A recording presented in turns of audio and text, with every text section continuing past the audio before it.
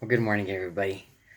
Today, I want to ask a fairly simple and easy question that we really just don't often ask as worship leaders or as worship teams. And that's why do we do worship practice? What are we wanting to accomplish? Now, obviously, we want to make sure that we do the songs perfect. Well, okay, but remember that everything that you do as a church or as ministers shouldn't be just task oriented or just repetition. It should have meaning to it. So maybe instead of just making sure that everybody has a song down, make it more than that. Make it a time of connecting. Make it a time of building into each other's lives. Make it a time of um, coming together. And there's many ways you can do this. Have a time of prayer before or after practice. You can even have it where, okay, respect their time. Have set time. You can't just keep changing worship time. Have it go really long some days and really short. You respect their time, but do something like this. We're gonna practice songs for 30 or 45 minutes, whatever, and then for 15 minutes we're gonna pray. There's an idea.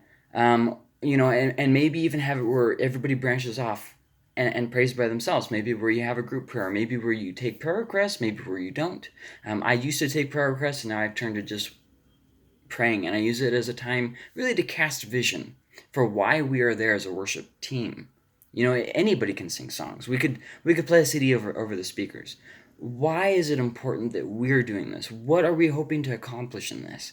And I think that sometimes in ministries we don't really have a clear cut direction or purpose. And I think that this is something that every worship team needs to figure out. What are we doing? Are we trying to show people how talented we are?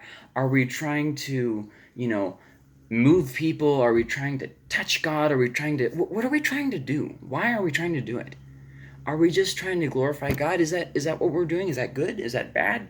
This is something that you really have to come to grips with. Don't just do a ministry because it's always been done like this or because, well, this is just my job. Make it special, make it unique. Make your worship practice not just a time of going through a song as fast and efficiently as you can. We as people are not robots. Maybe experiment a little bit. Hey, what would it sound like if we did this? What would it sound like if we did this? Don't be afraid to make mistakes, to try new things. Let your worship team know that it's okay if they're not perfect. It's okay if they mess up. Um, you know, Sometimes we get this idea that I have to do it perfectly and everybody else has to do it perfectly, and we start becoming perfectionists. Nothing in Christianity is about perfectionism. Nothing. Everything in Christianity is about we aren't perfect. And so then what's happened in the modern church is we try and take that and we say, okay, yes, I understand that I'm not perfect, but let me try and be perfect. And it's like, well, hold on. Hold on. So I just want to encourage you in that. Try and make your worship practice something special. Maybe write a short lesson or devotional of some kind. Maybe just start it out with reading a verse or two. I mean, just something where it's taking it from just a time of boom, boom, boom, boom, a to do list. Going through a to do list. Change it where it's just that to where it's a time of casting vision and hope and direction for the future.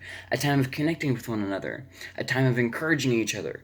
A time of reaching out to the heart of God. Make it more than just a practice. Okay, see you guys next time.